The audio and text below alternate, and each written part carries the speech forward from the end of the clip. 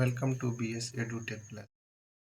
आज हम लोग देखेंगे नंबर सिस्टम। इसमें सारे टाइप्स के नंबर देखेंगे। चलिए स्टार्ट करते हैं। नंबर सिस्टम,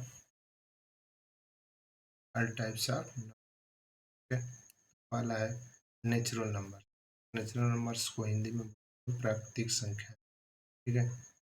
इसका डेफिनेशन पहले देख लेते हैं, उसके बाद उसको एग्जाम्पल से natural numbers are a part of the number system which includes all positive numbers, all positive integers from 1 to infinite and are also used for counting purpose।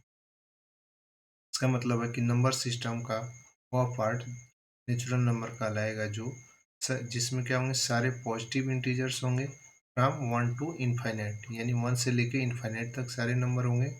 और ये नंबर किस पर्पज के, काउंटिंग पर्पज के लिए use होते हैं, ठीक है। यानी काउंटिंग में यूज होने वाले सारे नंबर क्या कहलाएंगे, नेचुरल नंबर, और सारे पॉजिटिव नंबर होंगे, ठीक है। अगला है एग्जाम्पल 1 2 3 4 से लेके इनफाइनाइट तक, ठीक है। इनफाइनाइट तक हो सकते हैं ये नंबर। अगला है होल होल नंबर्स, यानी कि हिंदी में इसको बोलते हैं पूर्ण संख्याएं। तो पहले इसका डेफिनेशन देख लेते हैं। In a in math a whole number is a number from 0 to infinite that does not include any decimal और फ्रैक्शन। यानी कि होल नंबर वो नंबर होते हैं जो 0 से लेके इनफाइनाइट तक होते हैं, और इनमें डेसिमल या फ्रैक्शन वाले नंबर नहीं होते हैं। डेसिमल फ्रैक्शन का मतलब जैसे हम लिख दिए 1.5, तो ये क्या हो गया, इसमें डेसिमल आ गया पॉइंट, ठीक है। तो ये हो गया डेसिमल नंबर। तो ऐसे नंबर नहीं लिए जाएंगे, सिर्फ कैसे होंगे, 0 1 2 3 4 से लेके इनफाइनाइट तक नंबर होंगे, ठीक है। तो ये हो गया, यानी कि देखिए होल नंबर में क्या आ रहा है, नेचुरल नंबर भी है। देखिए ये है नेचुरल नंबर 1 2 3 4 से लेके इनफाइनाइट, इसमें क्या ऐड कर दिया गया, 0। यानी कि हम कह सकते हैं कि होल नंबर क्या होता है, होल नंबर को अगर W से डिनोट करें तो ये क्या होता है, नेचुरल नंबर प्लस 0।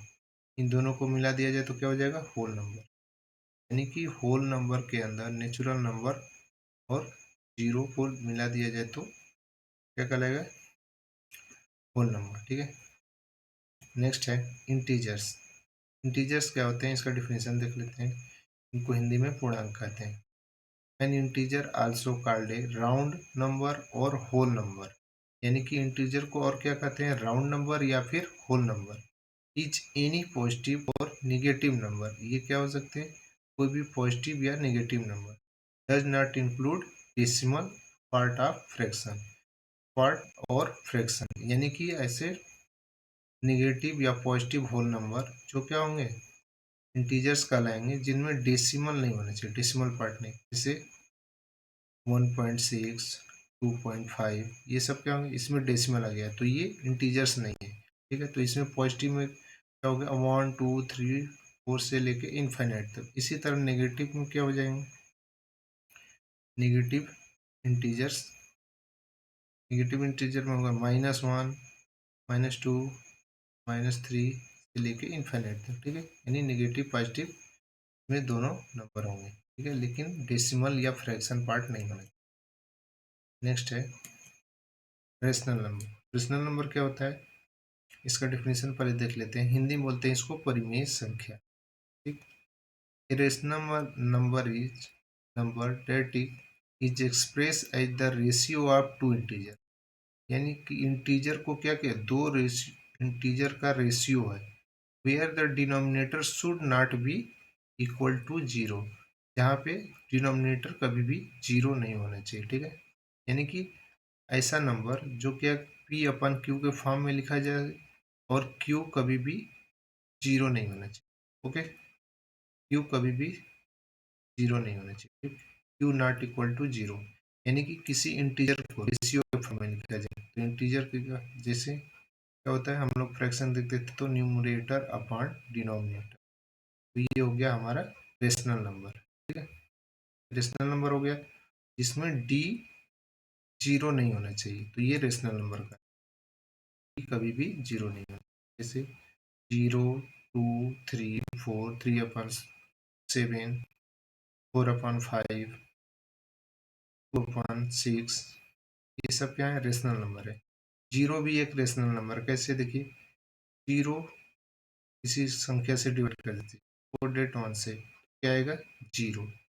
जीरो में किसी भी संख्या से डिवाइड करेंगे तो क्या आता है, जीरो। तो जीरो भी एक है रेशनल नंबर है, ठीक है।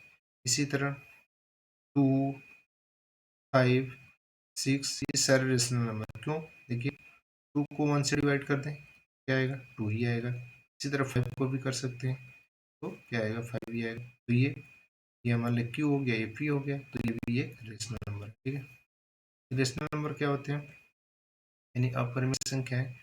An irrational number is a real number that can not be express as ratio of integer, यानी कि ऐसे नंबर जिसको इंटीजर के रेशियो के फॉर्म में नहीं लिखा जाता, यानी पी अपन क्यू के फॉर्म में जो नंबर नहीं लिखे जा सकते, ठीक है, उनको क्या बोलते हैं, इरेशनल नंबर। जैसे √2, √3, पाई। पाई भी क्या है, एक इरेशनल नंबर है। आप लोग सोच रहे होंगे कि पाई इक्वल टू होता है 22/7, लेकिन ये पाई का एग्जैक्ट वैल्यू नहीं होता है। अगर 22 को 7 से डिवाइड किया जाए तो देखिए क्या आएगा, 3.14, इसके बाद 3.14, इसके बाद आगे चलता जाएगा, यानी कि ये कंप्लीटली डिवाइड नहीं होगा। तो ये क्या है, पाई भी एक इरेशनल नंबर है, ठीक है। Next, prime number. पहले डिफिनेशन देख लेते हैं प्राइम नंबर का। प्राइम नंबर के दो डिफिनेशन है। पहला है number which has only two fraction are called prime number, यानी कि ऐसा नंबर जिसके दो फ्रैक्शन हो। क्या, दो फ्रैक्शन है, जैसे सपोज डेट 3, तो 3 का कौन कौन सा होगा, 1 और 3, ठीक है। या फिर एक और डिफिनेशन है, a prime number is a whole number greater than 1 which only two factors 1 and the number itself, यानी कि ऐसा होल नंबर, ऐसा होल नंबर जो एक से तो बड़ा हो, ठीक है, एक से तो बड़ा हो, लेकिन उसके सिर्फ दो ही फैक्टर हो, एक उसका एक हो और दूसरा फैक्टर क्या हो, वो नंबर स्वयं हो। यानी कि अगर सपोज डेट 3 है तो 3 का एक तो 1 से डिवाइड हो जाएगा और दूसरा क्या, 3 से, यानी इट्स सेल्फ, यानी स्वयं से। तो ऐसा नंबर जो क्या हो, 1 से और या अपने आप से डिवाइड हो, तो ऐसे नंबर को बोलते हैं प्राइम नंबर या फिर अभाज्य संख्या, ठीक है। अगर पूछा जाए कि इवन प्राइम नंबर, यानी कि देख रहे हैं हम लोग क्या है, सारे और प्राइम नंबर आ रहे हैं, प्राइम नंबर 3, 5, 3 हो गया, 5 हो गया, 7 हो गया, ये सब ऑड। लेकिन 2 ही एक ऐसा नंबर है जो क्या है, इवन नंबर भी है और प्राइम नंबर भी है, यानी कि 2 ऐसा नंबर है जो इवन नंबर होते भी हुए भी प्राइम नंबर है, ठीक है। इस चीज को ध्यान रखें। अब देखते हैं को प्राइम, यानी कि सह अभाज्य संख्याएं, ठीक है।